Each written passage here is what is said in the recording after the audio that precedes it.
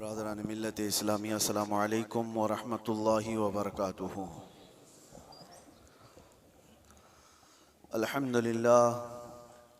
अल्हम्दुलिल्लाहिल हन्नानिल mannan अल्लज़ी खलक़ल इंसान व अल्लमहुल बयान वस्सलातु वस्सलामु अला रसूलिही सय्यिदिल इंसी वल जान व अला आलिही व अस्हाबिही ज़विल खैरि वल इहसान अम्मा बअद फ़अऊज़ु बिल्लाहि मिनश शैतानिर रजीम बिस्मिल्लाहिर रहमानिर रहीम।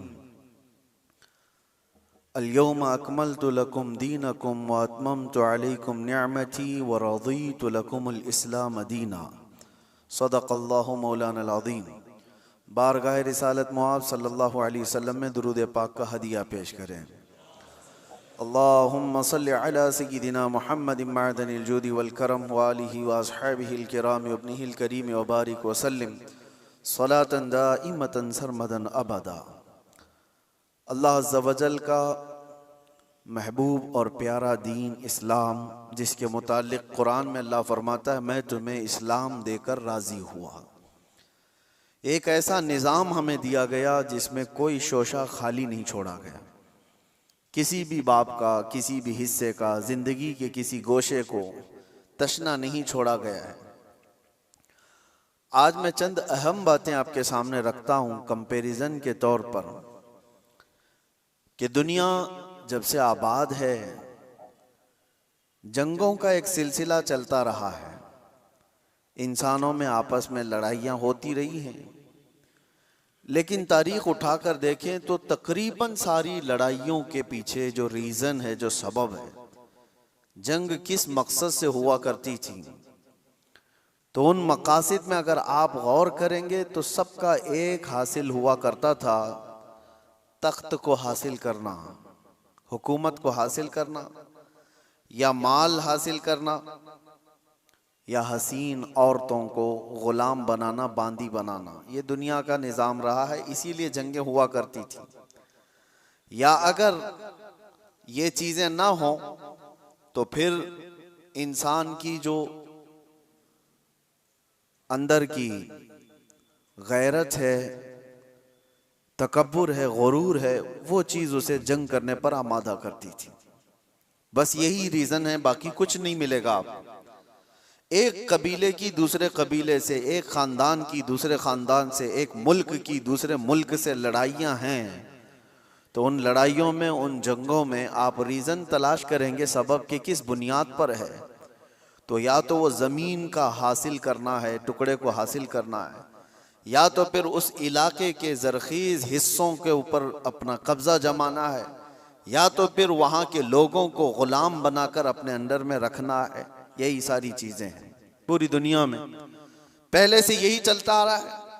और लगभग आज भी अगर आप दुनिया पर नज़र डालेंगे तो यहाँ पर भी जंगों का एक मकसद यही दिखेगा आपको। हाँ, या तो फिर कोई अपने आप को दादा कहे, बाबा कहे, कोई अपने आप को सुपर पावर कहे और उसके बाद फिर दूसरों को मनवाने की बात कहे कि मेरी हर बात तुम्हें माननी पड़ेगी। दूसरा नहीं मानेगा, अगर आंख भी दिखाया तो फिर जंग हो जाएगी। अगर वो कमजोर है, गरीब है, तो फिर जंग हो जाएगी। लेकिन यहां पर भी मकसद जंग का यही है।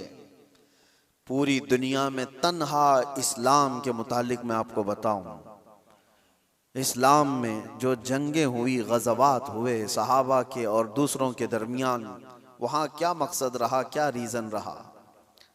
हज़रत रबिया बिन आमिर रदी अल्लाह ताला अन्हु हुज़ूर सल्लल्लाहु ताला अलैहि वसल्लम के तर्जुमान हैं, एम्बेसडर हैं।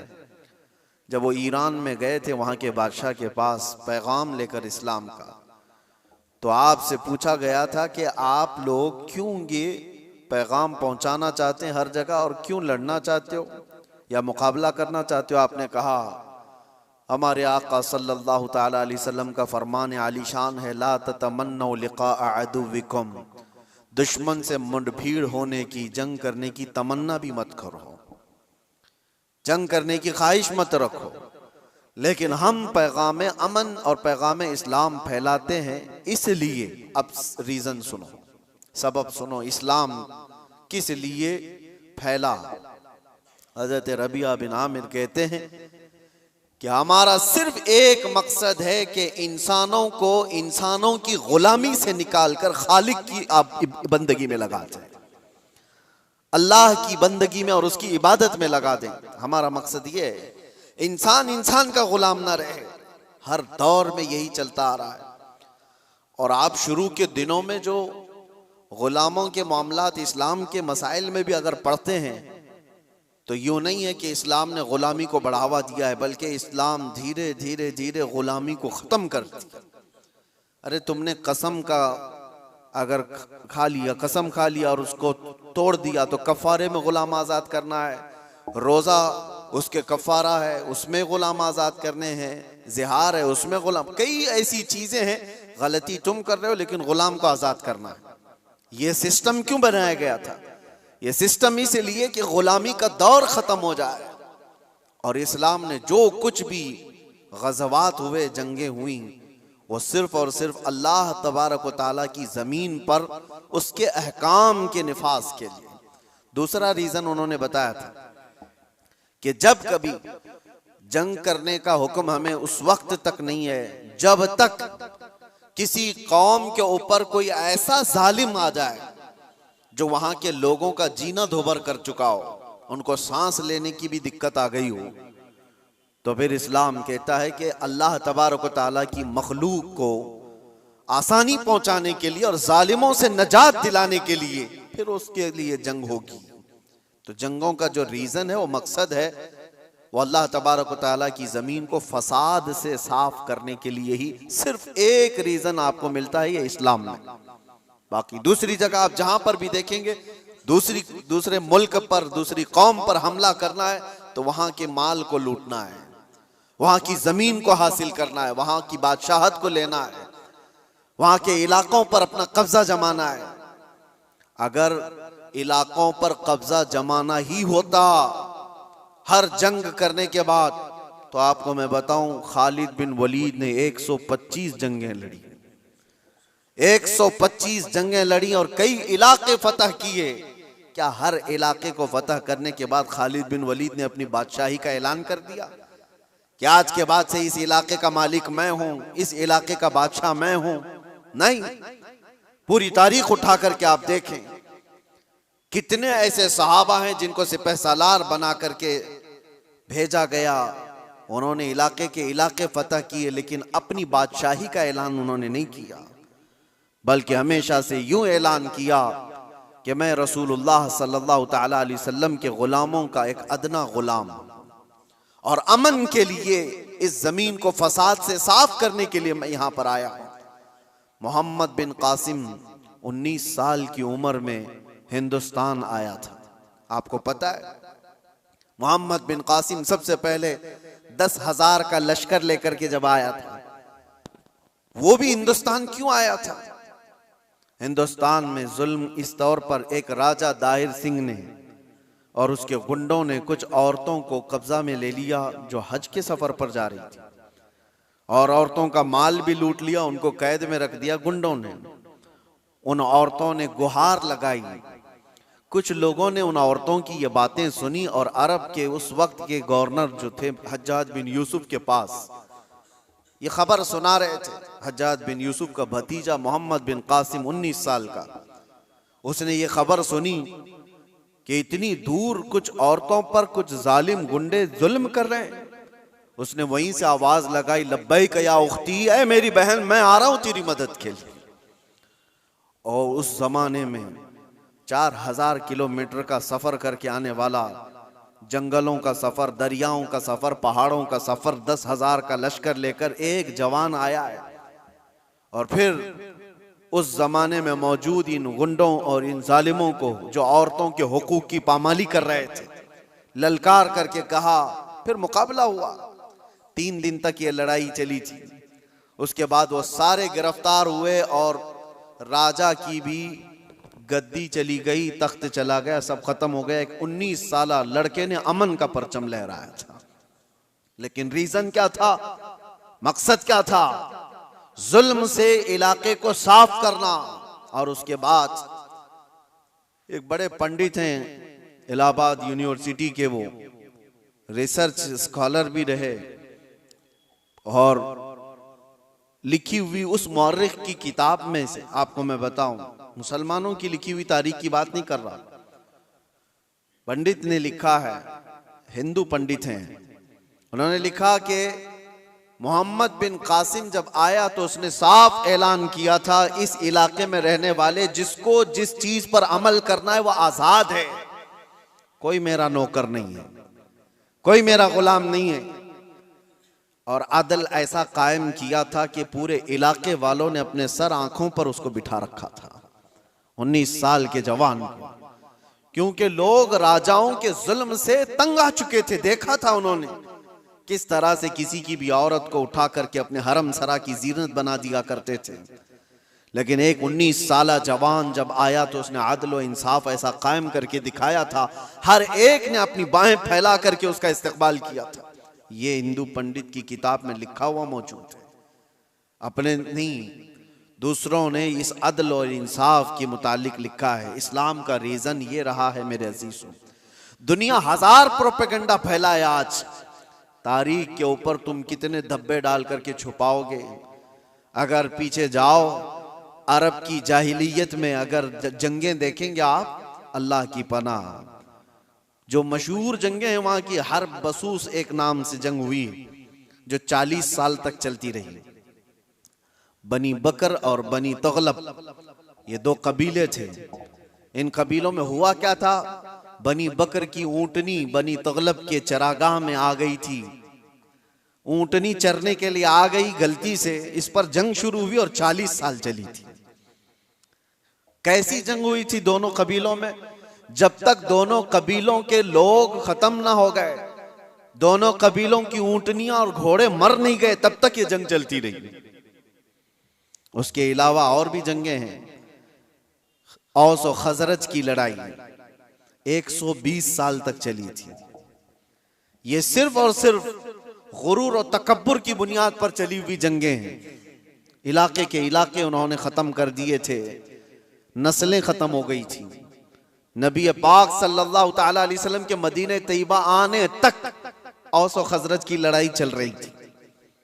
और अगर आप ये कहें ये अरबों की जिहालत और इनकी निहायत ही बदमाशी का हाल होगा, तो ऐसा नहीं है मेरे अजीजों। उस जमाने में ईरान का भी वही हाल था, रोम का भी वही हाल था। जब ये किसी इलाके पर काबिज होते, आपको पता है कि एक ईरानी बादशाह ने फिलिस्तीन पर हमला किया था तो 1,40,000 फिलिस्तीनियों को ज़बह कर दिया था। और रोम वाले क्या करते थे, रोम के ईसाई जब यहूदियों पर काबिज होते थे तो उनके यहां तो मशगला था।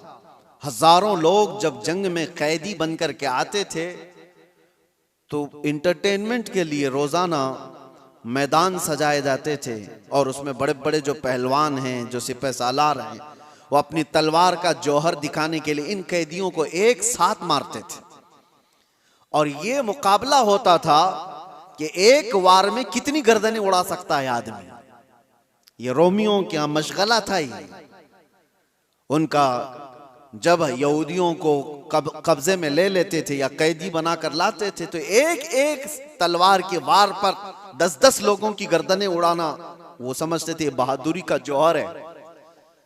और कहीं पर उनको इस चीज का कोई अफसोस नहीं कि इंसान किस तरह काटे जाते हैं। एक तो आपको मैं बताऊं, बहुत मशहूर एक शख्स है जिसको डार्लिंग ऑफ ह्यूमन रेस कहा जाता है। तारीख में आप पढ़ लेना, इसने क्या किया है। तकरीबन 60,000 के करीब यहूदियों को कब्जे में लेकर एक बहुत बड़े इलाके में उनको बांध दिया और जंगल के खतरनाक दरिंदे ला करके उनके ऊपर छोड़ दिए गए थे। वो नोच नोच करके खाते थे और ये लोग तमाशा देख देख कर तालियां बजाते थे। ये इंसानों की जिंदगियों के साथ जो तमाशे होते रहते थे, ये ईगो, ये उनका तकब्बुर, ये उनका गुरूर, किसी मफतूह कौम पर, मगलूब कौम पर वो अपने गुस्से की तमाम चीजें निकाल दिया करते थे। जब कभी किसी पर काबिज हुए, बैतुल मुकद्दस को कितनी मर्तबा खून में नहलाया गया आपको पता है।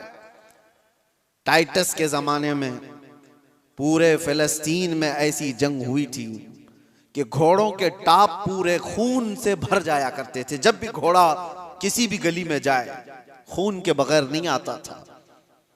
ये सब तारीख महफूज है, हमारी लिखी हुई नहीं, ये गैर मुस्लिमों की लिखी हुई तारीखें मौजूद हैं, जिन्होंने पूरी दुनिया में क्या तमाशे बनाए। और एक तरफ इस्लाम के खिलाफ प्रोपेगेंडा फैलाने वाले, उनको मैं दावत देता हूं, आओ मुताला करो, आओ मुताला करो। किसी भी जंग को छेड़ा नहीं गया था।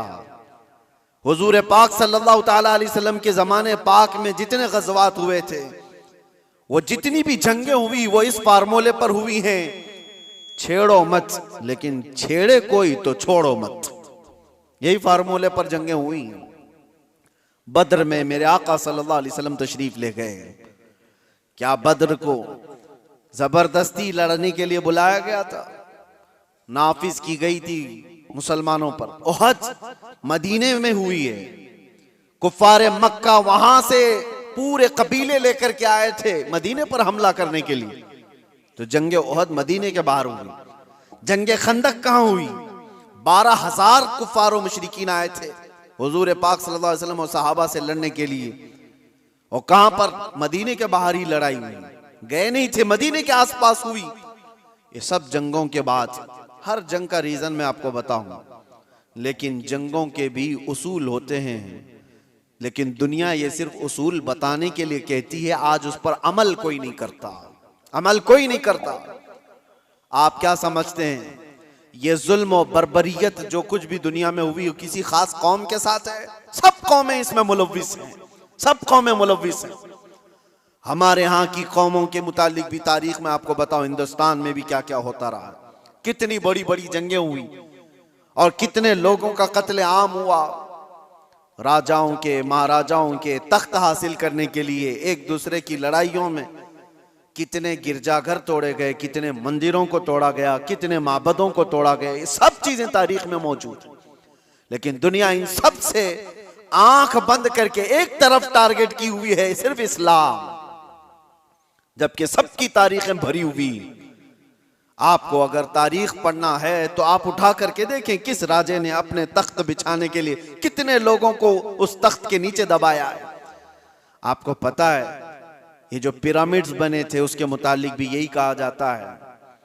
अहरामात मिस्र फराइना ने, वहां पर वो एक एक पत्थर पता नहीं कितने हजार किलो का है, इस तरह से वो जो बनाए गए, उसमें हजारों ने, लाखों लोगों की लाशें खत्म हो गई हैं, कितने लाखों लोग मर गए उसमें। बादशाहों का निजाम यही रहा है, अपने हुसूल के लिए, अपने जाह के लिए, अपनी तलब के लिए इंसानों का कत्लेआम किया है, इंसानों का कत्लेआम किया। और जो वर्ल्ड वार फर्स्ट और वर्ल्ड वार सेकंड जो हुई, इसकी भी तारीख उठा करके आप पढ़ो, किस लिए जंगें हुई आपस में। ये तो ज्यादा दूर नहीं है ना, 1920 1940 के बीच में, ये ज्यादा दूर नहीं हुई, अभी 100 साल पहले की बात आपको बता रहा हूं। फर्स्ट वर्ल्ड वार और सेकंड वर्ल्ड वार में जो लोगों की मौतें हुई हैं, फर्स्ट में तकरीबन 3 करोड़ लोग मारे गए हैं। करोड़, 1 2 100 200 1000 2000 की बात नहीं कर रहा हूं, 3 करोड़। और सेकेंड वर्ल्ड वार में उससे भी ज्यादा लोग मारे गए, जख्मी हुए। ये सिर्फ और सिर्फ बादशाहों ने अपने तख्त के लिए, अपनी जमीनों के लिए लड़ाइयां लड़ी। और टोटल मेरे आका सल्लल्लाहु अलैहि वसल्लम ने अपनी जिंदगी पाक में 17 गज़वात में शिरकत फरमाई। कितने? 17 गज़वात में। और टोटल 17 गज़वात को मिलाएंगे तो 252 लोग मरे थे, इसके अलावा नहीं। 17 जंगों की जो लिस्ट बताई जाती है मेरे अजीजों, लेकिन फिर भी दुनिया को एतराज है इस्लामी जंगों से।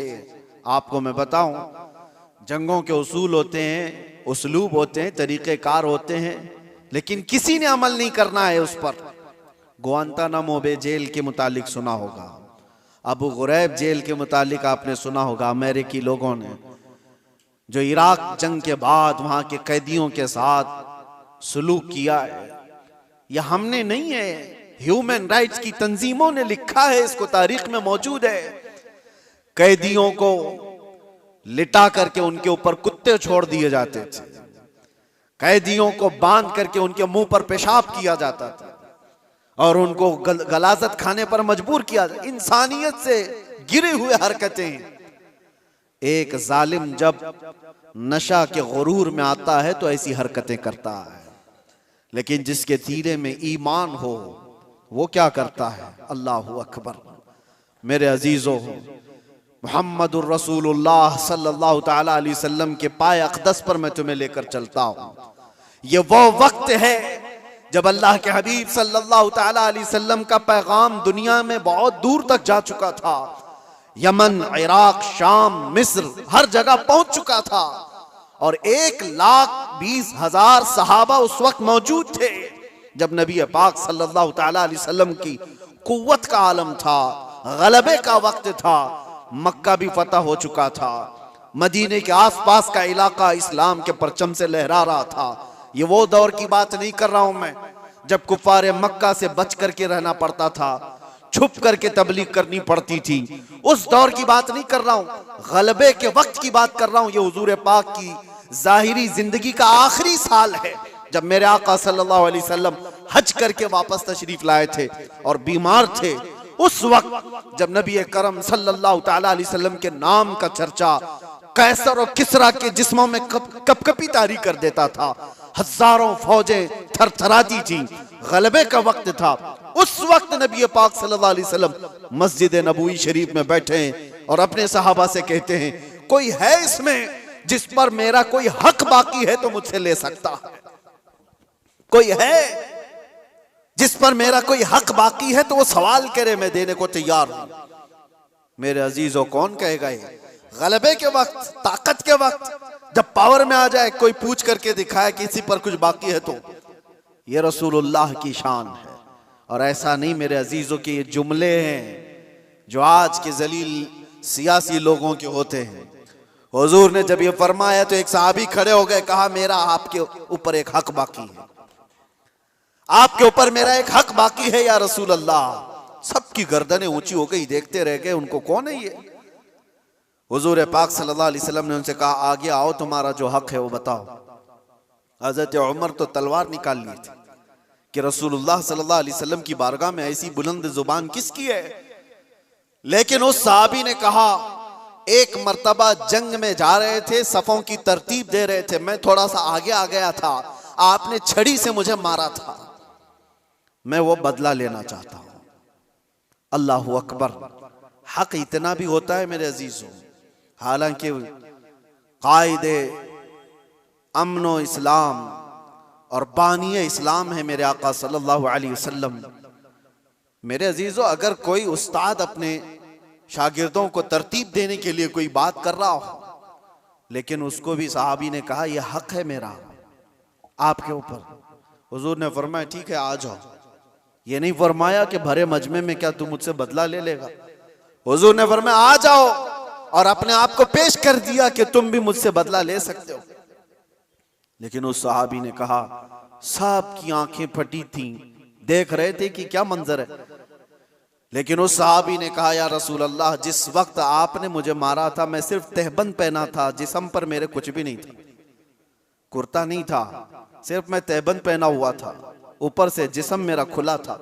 और मैं ये चाहता हूं कि बदला उस हालत में ही लूं कि आप भी अपना जुब्बा उतार दीजिए, आप भी अपने तहबंद में रहिए। नबी पाक सल्लल्लाहु अलैहि वसल्लम ने छू चिरा कुछ भी नहीं फरमाया, अपना जुब्बा उतार दिया। लाओ दुनिया की कौमों को एक आइडियल, कोई ऐसा जो अपने आप को अपनी कौम के सामने पेश करे। यहां तो डरपोक लोग ऐसे बैठे हुए हैं जिनको सवालात से का सामना करने की हिम्मत नहीं है, ताकत नहीं है। अपनों के सामने ही वो रियाया का क्या मुकाबला करेंगे, क्या सामना करेंगे। नबी पाक सल्लल्लाहु अलैहि वसल्लम ने अपना जुब्बा पाक उठाया, उस सहाबी ने आकर हुजूर के दोनों कंधों के बीच जो मोहरे नबुव्वत थी उसको बोसा ले लिया। हुजूर के दो शानों के बीच में मोहरे नबुव्वत थी जिसकी चमक सूरत से ज्यादा थी। उन्होंने बोसा ले लिया और कहा, मैं कामयाब हो गया और मैं बदला ले लिया, मुझे बस वो मोहरे नबुव्वत छूमनी थी। लेकिन मेरे अजीजों, वो सहाबी का अपना तरीका था, लेकिन रसूल पाक सल्लल्लाहु अलैहि वसल्लम ने अपने आप को पेश तो कर ही दिया, अपने आप को पेश तो कर दिया। और जंगों के हालात के मुतालिक आपको मैं बताऊं, बद्र के वो 70 कैदी जिनको गिरफ्तार करके मदीने लाया गया था, लोग तो कह रहे थे इनको मार दिया जाए, इनको जला दिया जाए, इनको काट दिया जाए। नबी पाक सल्लल्लाहु ताला अलैहि वसल्लम ने एक भी कैदी को कत्ल करने का हुक्म नहीं दिया। कहा कि गिरफ्तार हुए, तलवार हम पर उठाए थे इसलिए आज ये कैदी हैं, आज ये हम पर, क्योंकि अगर गलबा पाते तो हमको मार देते। उसूल तो यही है, आज ये कब्जे में आए। लेकिन मेरे आका सल्लल्लाहु अलैहि वसल्लम ने क्या निजाम रखा था। उन कैदियों को पूछा गया, तुम में से अगर कोई हुनर जानता है, कोई फन जानता है, कोई कलाकारी आती है, तो आओ मेरे 10 सहाबा को वो हुनर सिखाओ, तुम आजाद हो जाओ। ये दुनिया में पहला ऐसा मंजर है कि जंग में कैदी जो गिरफ्तार होकर के आए, उनको ये ऑप्शन रखा गया, माल नहीं है तुम्हारे पास फिदिया देने के लिए, कुछ नहीं है, लेकिन कोई हुनर जानते हो तो 10 सहाबा को वो हुनर सिखाओ, तुम आजाद हो जाओ। है कोई दुनिया में इस तरह आजाद करने वाला? मुझे बताओ। जिंदगियां सड़ गई मेरे अजीजों। मैं जानता हूं कुछ ऐसे लोगों को जो 40-40 साल तक कैद में रहे, लेकिन किसी को उन पर रहम नहीं, जिंदगियां खत्म हो गई, ना अफ़्व दरगुजर का कोई निजाम है, कोई सिस्टम नहीं है इंसानों को माफ करने का। ये तो रसूल मुख्तार सल्लल्लाहु ताला अलैहि वसल्लम है। यहां तक कि मेरे अजीजों, इस्लाम लाने के बाद मेरे आका सल्लल्लाहु अलैहि वसल्लम ने फरमाया कि उसको उसके पिछले कामों की आर न दिलाई जाए, और यह भी फरमाया अगर किसी ने किसी गुनाह से तौबा कर लिया तो उसको पिछले गुनाहों की आर न दिलाई जाए। अल्लाह के हबीब सल्लल्लाहु ताला अलैहि वसल्लम के यहाँ अफ़्व दरगुजर का, माफ करने का इतना ज्यादा सिस्टम मिलता है। तो जंगों के जो हालात में आज आपको बता रहा हूं, दुनिया किसी भी हद तक गिर सकती है और गिर रही है, मगर निजाम इस्लाम ये है कि अगर जंग भी हुई है या कहीं पर लड़ाइयां हुई हैं तो सिर्फ अमन कायम करने के लिए, फसाद को जमीन से खत्म करने के लिए। जिस तरह से डॉक्टर इंजेक्शन मारता है तो ये नहीं है कि तुम्हें सुई चुभा करके दर्द देना चाहता है, इस बज़्म में मकसूद है इस्लाह मफासिद। नश्तर जो लगाता है वो दुश्मन नहीं होता।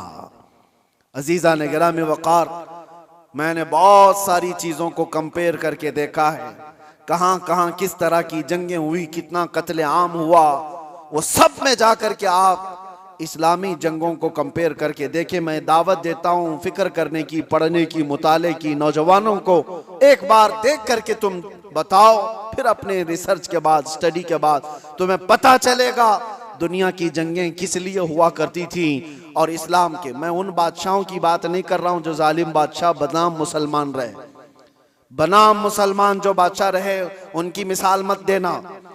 हाँ, मैं उन लोगों की बात कर रहा हूं जिसमें अबू बकर सिद्दीक आते हैं, मैं उनकी बात कर रहा हूं जिसमें उमर फारूक आते हैं, मैं उनकी बात कर रहा हूं जिसमें उस्मान गनी और हैदर कर्रार आते हैं, मैं उन लोगों की बात कर रहा हूं जिसमें उमर इब्न अब्दुल अजीज आते हैं रिदवानुल्लाह ताला अलैहिम अजमाइन, जिन्होंने रसूलुल्लाह सल्लल्लाहु ताला अलैहि वसल्लम के मुकम्मल मिशन को नाफिज किया है। मैं उनकी बात कर रहा हूं, मिसाल ला करके दिखाओ।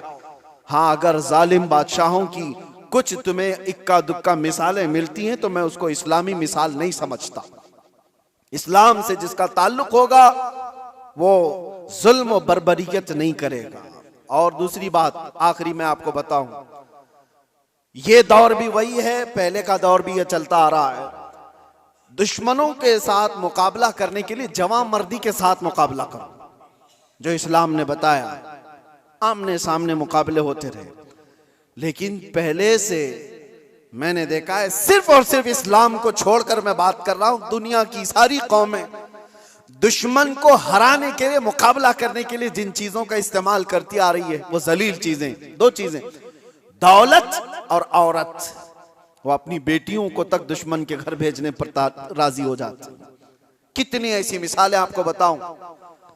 लेकिन इस्लाम ने कभी इस चीज को न जायज करार दिया और न ही कभी ऐसे काम को प्रमोट किया कि कोई अपनी बेटी क्या, अपने गुलाम की बेटी को भी किसी दुश्मन के घर की जीनत बनने नहीं दे सकता, चाहे वो जंग के हालात में ही क्यों ना हो। जंग के हालात में क्यों ना, सुल्तान सलाहुद्दीन अय्यूबी के कितने सिपह सालारों को खरीदने के लिए सलीबियों ने अपनी बेटियां भेजी, कितनी बेटियां भेजी। वो वफादार खवातीन आती थी उनकी, और यहां पर वरगला करके अपने दामे फरेब में फंसाने के लिए हर मुमकिन कोशिश करती रही। सिपाहियों में शहवत को फैलाना सुल्तान तक पहुंच गई। आज भी कई बादशाहों के हरम सराओं की जीनत बनी हुई हैं दूसरों की बेटियां। ये जमाने में हर कौम अपनाती आई है, लेकिन इस्लाम ने कभी इसको प्रमोट नहीं किया, कभी नहीं। बल्कि सिद्दीक अकबर रदी अल्लाह ताला अन्हु के जमाने में एक यहूदी खातून आई और कहा मैं मदीने छोड़कर यमन जाना चाहती हूँ। यहूदी औरत थी, कहा मुझे घुटन महसूस हो रही है, मैं यमन जाना चाहती हूँ। सिद्दीक अकबर ने कहा कोई बात नहीं।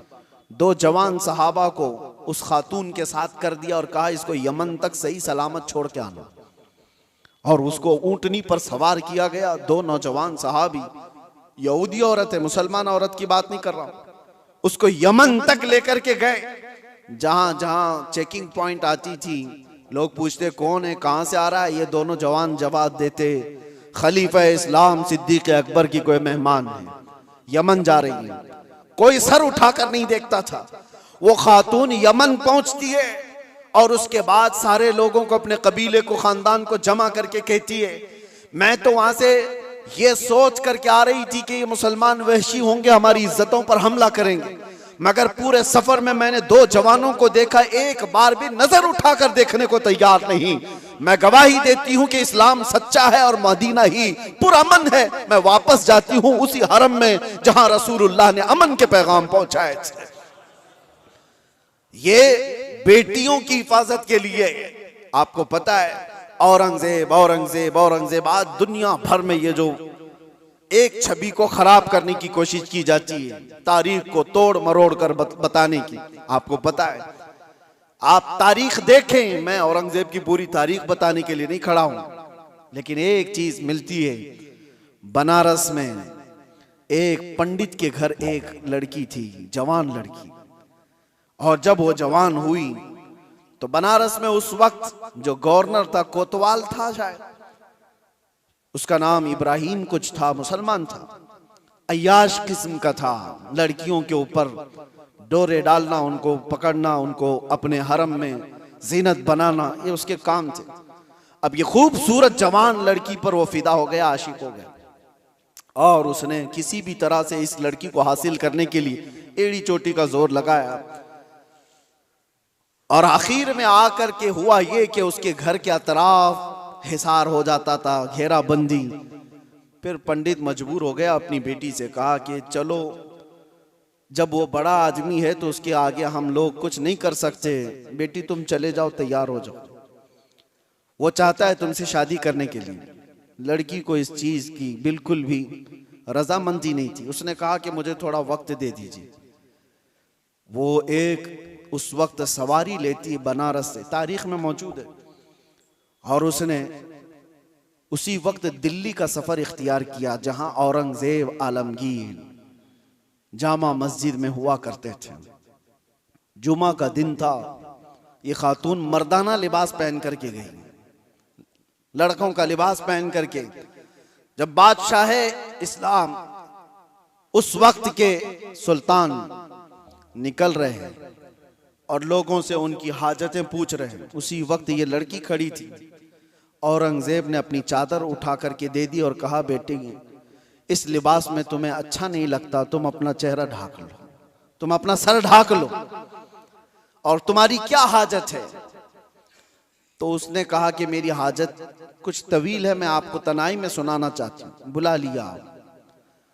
दौलत कदे पर वो खातून आई, जवान लड़की, और उसने वाकया सुना दिया कि आपका भेजा हुआ गवर्नर, आपका भेजा हुआ कोतवाल इस तरह से लड़कियों की इज्जत पर हमला करता है, और मेरे घर पर भी अब उसकी नजर है और मुझे अपनी हरम की जीनत बनाना चाहता है। तो औरंगजेब ने कहा कि ठीक है, वापस जाओ, तुम्हारे बाप से कहो शादी की तैयारियां कर लें। वो लड़की मायूस हो गई, जिस चीज के लिए मैं बनारस से दिल्ली का सफर करके आई थी, बादशाह भी यही कह रहा है, लेकिन एक दिल में हो एक आस थी कि बादशाह ने मुझे बेटी कहकर पुकारा। वापस वो आई, अपने बाप से कहा बादशाह ने तो ये कहा। बाप ने कहा कि बेटा अब कहाँ इंसाफ है, तुम तैयारी कर लो। डोली सज गई और शादी का दिन भी आ गया। वो जालिम अय्याश कोतवाल अपने सिपाहियों समेत इसकी डोली उठाने के लिए आया और रास्ते भर में लोगों पर लुटाते हुए जा रहा था। और जैसे ही बीच रास्ते में पहुंचा, एक फकीर आया और उसको कहा कि मुझे भी कुछ लुटाना चाहते हो? उसने कहा नीचे जितनी गिरी हुई हैं वो सब उठा ले। उस फकीर ने उसको बग्गी से नीचे खींच लिया। तो जैसे ही नीचे खींचा, ये कोतवाल जल्लादों से पुकार कर कहा कि कौन फकीर है जो बदतमीजी कर रहा है, तुम सबके सब आ जाओ। फकीर अपना जुब्बा उठाता है तो वह औरंगजेब वहां पर खड़ा है। कहा वालिए हिंदुस्तान आलमगीर तेरे सामने खड़ा है, और क्या तुझे इस काम के लिए इस शहर भेजा गया था कि तू रोज अपने हरम सराओं में नई लड़कियों को जीनत बनाए अपनी बिस्तर का? और उसके बाद उसी वक्त उसकी सारी चीजें छीन ली गई, फिर उसको घोड़े के पैरों पर बांधकर खींचा गया। उस लड़की की बारात जो निकली थी बगैर किसी छूत के, बगैर किसी छुए, इज्जत के साथ डोली को वापस उसके घर पहुंचाया गया और उसको कैद में जल्लादों के हवाले कर दिया गया, कोतवाल को जो जालिम था, अय्याश था। अब जब लड़की बाहर आई तो उसने औरंगजेब से कहा मेरे घर चले। घर आए, या आपको तारीख की सच्चाइयां मैं बता रहा हूं। औरंगजेब ने जाते ही कहा कि मुझे 2 रकात नमाज पढ़ने दे दो। 2 रकात नमाज पढ़ने के लिए, ये किसी और का घर नहीं, एक पंडित का घर है। नमाज पढ़ने के लिए जगह दी, नमाज पढ़ा। औरंगजेब ने कहा फौरन मुझे पानी दो, शिद्दत की प्यास लगी है। पानी ला करके दिया गया घर से। औरंगजेब ने पानी पिया। उसके बाद जानते हो, आंखें खोल कर देखी और कहा जिस दिन इस बेटी ने मुझे दिल्ली में आकर अपना किस्सा सुनाया था, उस दिन से अभी तक एक कतरा पानी मैंने हलक में नहीं डाला। मैंने तय कर लिया था जब तक इसको इंसाफ ना मिले मैं पानी नहीं पीऊंगा। बेटियों को लोग दूसरों के हरम सरा में पहुंचाने वाले, तारीख इस्लाम को तोड़ मरोड़ कर पेश करने वाले, जरा इस तारीख को भी देखें। और मेरे अजीजों, ये ऐसी वैसी बात नहीं। उस पंडित ने बादशाह औरंगजेब के इस एहसान को याद रखकर उस इलाके को, उस जगह को जहां उसने सजदा किया था, बादशाह ने हमेशा के लिए मस्जिद तामीर कर दी। ये तारीख में मौजूद है।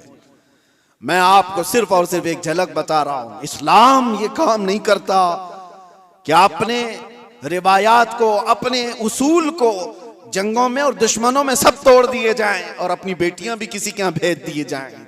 ये इस्लाम की फितरत में नहीं है। इस्लाम उसूल की सच्चाइयों पर चलता है। अजीज़ान गिराम वक़ार, अल्लाह तबारक व तआला हम सबको कहने सुनने से ज्यादा अमल की तौफीक अता फरमाए, और रब तबारक व तआला इस्लाम की सच्चाइयों को हमें खुलकर इजहार करने और बयान करने की तौफीक अता फरमाए। मौला करीम ईमान पर जिंदा रखे और ईमान पर हमारा खात्मा अता फरमाए। व आखिर दावाना अनिल हम्दुलिल्लाहि रब्बिल आलमीन। अस्सलामु अलैकुम।